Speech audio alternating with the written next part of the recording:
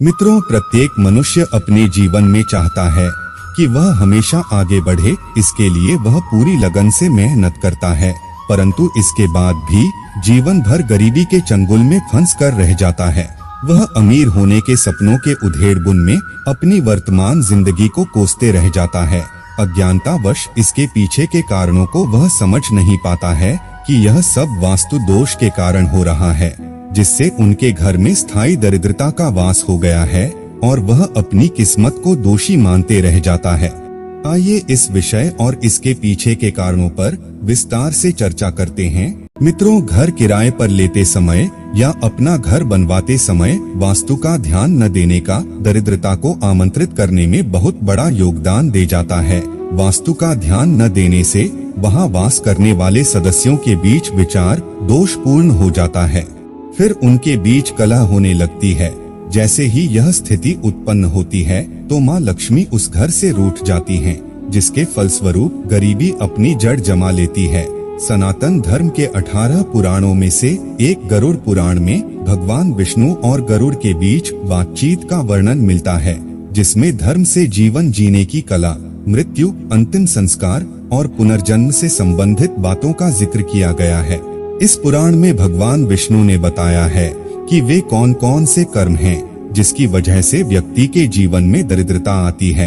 पहला, रसोई घर में जूठे बर्तन। अगर हम रात को रसोई घर में जूठे बर्तन रखकर सोते हैं तो हमारे घर में दरिद्रता का वास हो जाता है।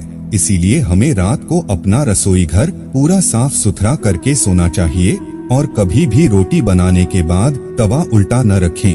दूसरा, कांटेदार पौधे। जिस घर में कांटेदार पौधे लगे होते हैं वहाँ भी दरिद्रता का वास होता है। इसीलिए हमें कांटेदार पौधे जैसे कि गुलाब, कैक्टस आदि पौधों को घर से बाहर लगाना चाहिए। तीसरा, ग्रह कलेश। जिस घर में ग्रह कलेश रहता है उस घर में भी दरिद्रता का वास होता है। इसलिए घर में लड़ाई झगड़ा नहीं करना चाहिए, हमें आपस में मिलजुल कर रहना चाहिए। चौथा, दीपदान। जिस घर में संध्या के समय अंधेरा रहता है और दीपक नहीं जलता वहाँ पर भी दरिद्रता का वास होता है। शाम को एक बार हमें पूरे घर में प्रकाश करना चाहिए और भगवान का भजन करना चाहिए। पांचवा, सफाई। जिस घर में गंदगी रहती है वहाँ भी दरिद्रता निवास करती है। इसलिए अपने घर में पूर्णतया सफाई रखनी चाहिए और कहीं भी जाले इत्यादि नहीं लगने देनी चाहिए। छठवां, मैले वस्त्र धारण करना। गरुड़ पुराण के अनुसार जो लोग मैले वस्त्र यानी गंदे कपड़े पहनते हैं, धन की देवी लक्ष्मी उन्हें त्याग देती हैं। इसलिए हमें प्रतिदिन स्नान करके सदैव स्वच्छ वस्त्र धारण करनी चाहिए। स्वच्छ रहने वाले पर माँ लक्ष्मी की कृपा हमेशा बनी रहती है। सातवां, साफ सुथरा मंदिर। जिस घर में पूजा का स्थान साफ सुथरा नहीं होता वहाँ भी दरिद्रता वास करती है। इसीलिए हमें अपने पूजा स्थल को हमेशा साफ सुथरा रखना चाहिए। आठवां, सूर्य निकलने के बाद उठना। जो लोग सूर्य निकलने के बाद उठते हैं वहाँ भी दरिद्रता वास करती है।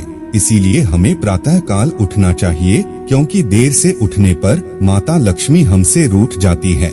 नौवां, सूर्यास्त के समय भोजन। जब सूरज ढलने को हो तो याद रखें कि इस समय कभी भोजन न करें। सही शब्दों में कहा जाए तो भोजन या तो 5:30 से पहले करें या फिर 7 बजे के बाद करें। 10वां, गरुड़ पुराण के अनुसार जो व्यक्ति स्वभाव से आलोचक हो, अर्थात वह हमेशा किसी दूसरे व्यक्ति की कमियां निकालता हो और दूसरों के बारे में बुरा बोलता हो, माता लक्ष्मी उससे नाराज हो जाती हैं। दूसरों पर बेवजह चीखने चिल्लाने या गुस्सा होने का स्वभाव हो तो इससे भी जीवन में दरिद्रता आती है।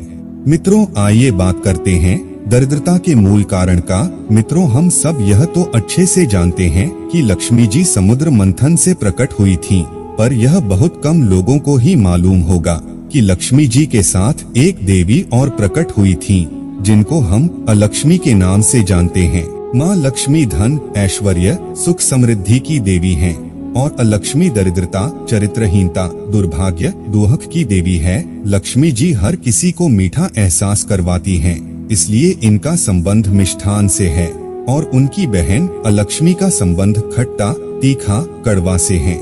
इसलिए शुभ अवसरों पर मिठाई खाकर मुंह मीठा किया जाता है। और घर को बुरी नजर और दरिद्रता से दूर करने के लिए घर के बाहर नींबू और मिर्च टांग दी जाती है। लक्ष्मी जी घर के अंदर जाकर मिठाई खाती हैं और अलक्ष्मी जी घर के बाहर नींबू और मिर्ची खाकर संतुष्ट होकर चली जाती हैं। मित्रों, अब आइए जानते हैं कि दरिद्रता को दूर कैसे करें। मानव जीवन में रामायण पाठ प्रदर्शकता अत्यधिक महत्व है। एक आदर्श, सदाचारी, शिष्टाचारी, शांतिपूर्ण तथा मानवता का जीवन जीने हेतु रामायण का स्वाध्याय अति आवश्यक है। ऐसा माना जाता है कि जिस घर में रामायण का पठन पाठन या श्रवण होता है तो ऐसे घरों में किसी भी नकारात्मक ऊर्जा का वास नहीं होता और दरिद्रता उसके चौखट से ही भाग जाती है। अतः आप भी अपने घर से दरिद्रता को दूर भगाना चाहते हैं तो रामायण का पाठ जरूर करिए। आपके यहाँ माँ लक्ष्मी का स्थायी वास हो और दरिद्रता आपके घर से कोसों दूर रहे। इसी मनोकामना के साथ अगर आपको हमारी यह प्रस्तुति पसंद आई हो तो वीडियो को लाइक करें।